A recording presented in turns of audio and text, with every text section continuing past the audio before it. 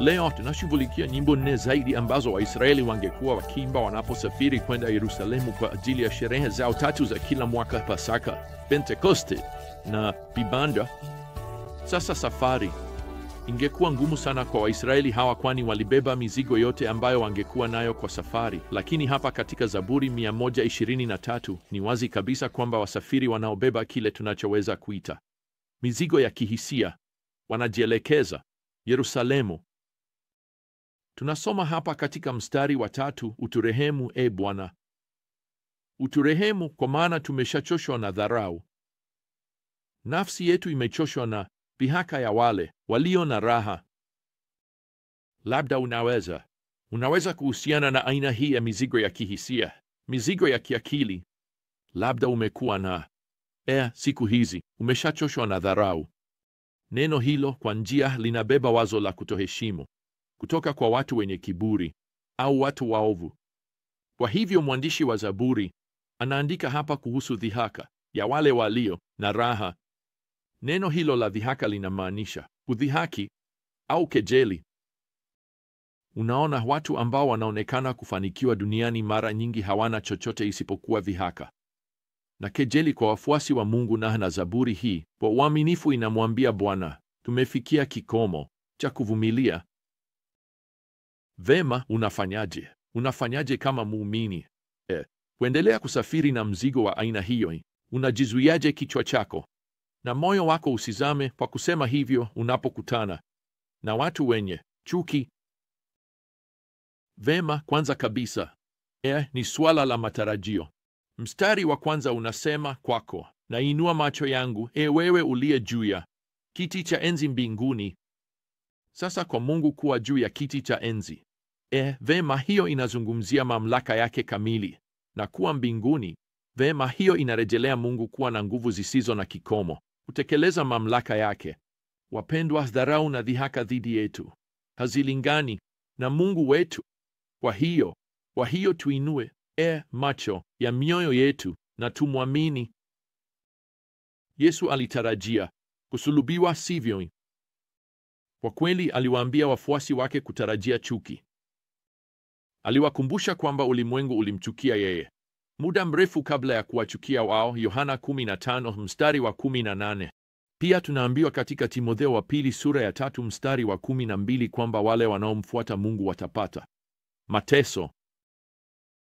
Unajua, nadhani wapendwa, sehemu kubwa ya kukatishwa tamaa tunayoihisi tunapoishi kwa ajili ya Bwana inatokana na matarajio yasiyotimizwa. Matarajio yetu yanahitaji kuzingatia ukweli kwamba Mungu anaongoza. Siku moja atafanya kila kitu kiwe sawa. Na ingawa ulimwengu wetu leo unaweza kutaka kutusumbua, na kwa kweli ulimwengu unafadhaishwa na sisi, vema, kiti cha enzi cha Bwana kiko mbinguni. Hii inamaanisha kiti chake cha enzi hakisumbuliwi kamwe. Mungu si uringing mikono yake katika wasiwasi. Yeye hajishangai nini kitatokea baadaye. Mara nyingi napenda kusema kwamba hakujawahi kuwa na mkutano wa dharura wa Utatu. Kwa hivyo inahusiana na matarajio yetu. Tutapokea dhihaka, lakini matarajio yetu ni ya nguvu za Mungu mwenyewe. Sasa jibu sahihi kwa chuki ya ulimwengu wetu si swala la matarajio pekee. Napenda kufikiria kama ni swala la umakini. Mstari wa 2 unatupa picha ya kuvutia sana hapa.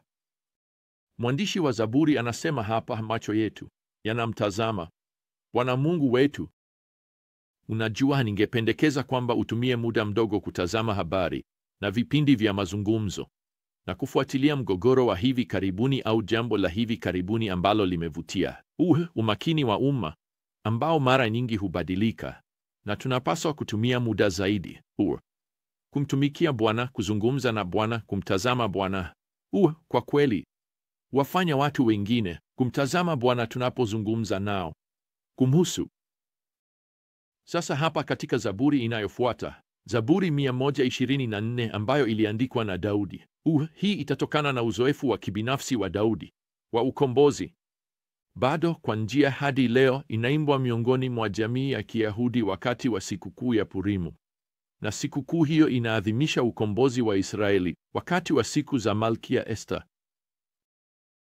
Sasa kama zaburi nyingine za kupanda, yaani wanapopanda kuelekea Yerusalemu, wakati familia hizi zinasafiri na zinaimba, hapa katika mstari wa kwanza unaweza karibu kumfikiria baba fulani akifungua wimbo kwa kuimba, kama si Bwana aliyekuwa upande wetu, Israeli na iseme sasa Naweza kumwona mama hapa akiwahimiza watoto kujiunga naye katika kujibu kwenye mstari wa pili, kama si Bwana aliyekuwa upande wetu. Kisha wote wangeimba pamoja hapa kwenye mstari wa 8, msaada wetu uko katika jina la Bwana aliyeziumba mbingu na dunia.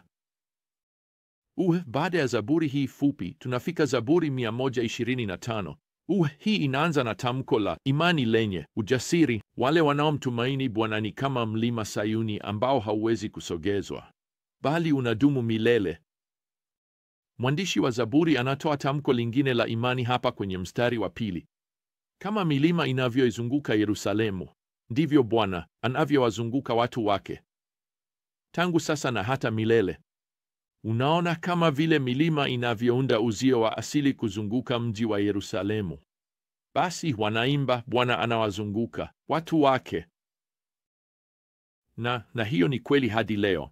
Ametuzungushia uzio kwa namna ya kusema hakuna kinachoweza kugusa wapendwa wake isipokuwa akiruhusu kupitia uzio huo wa ulinzi.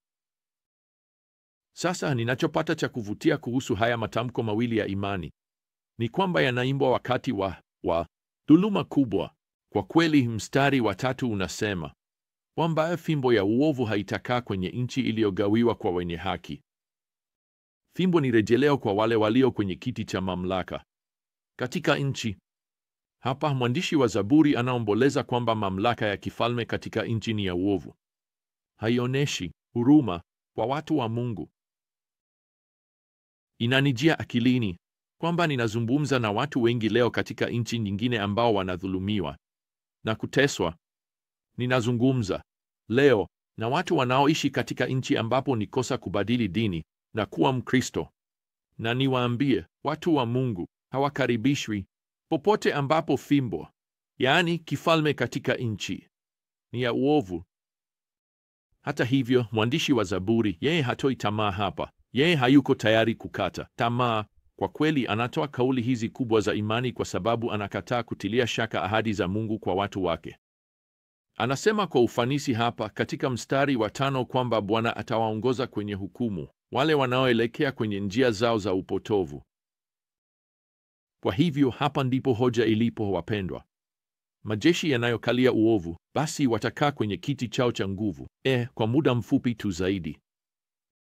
Watawala wasiomcha Mungu wao wanaonekana kuwa na udhibiti, lakini ni wa muda tu.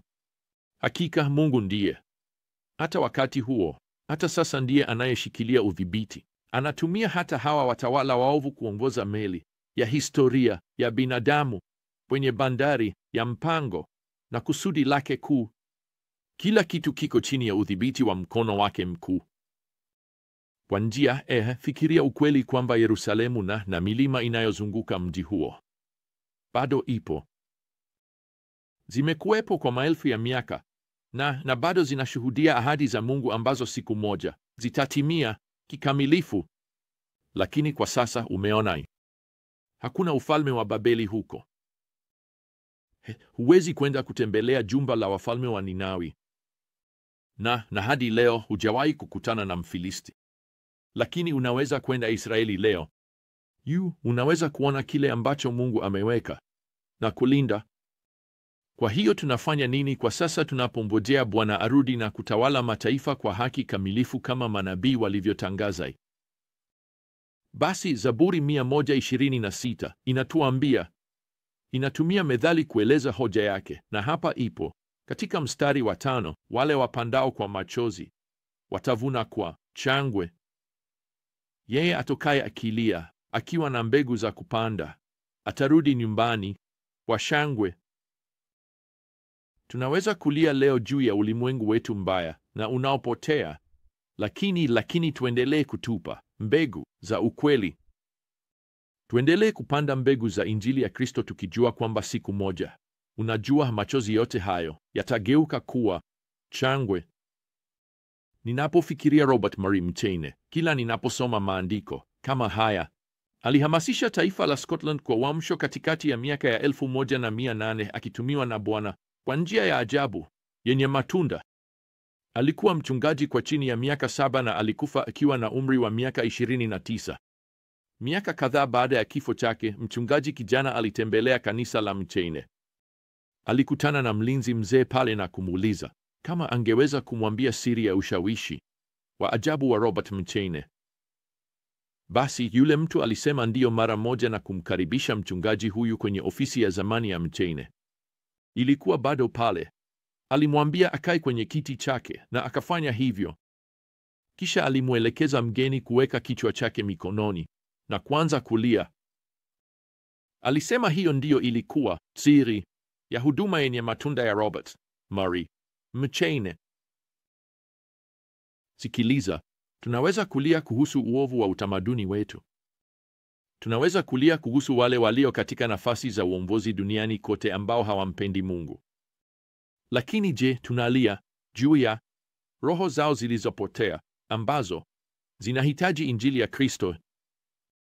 Hebu tuzingatie ile agizo kuu la Bwana wetu, tukifanya wanafunzi, tukipanda mbegu kwa huruma na kujali.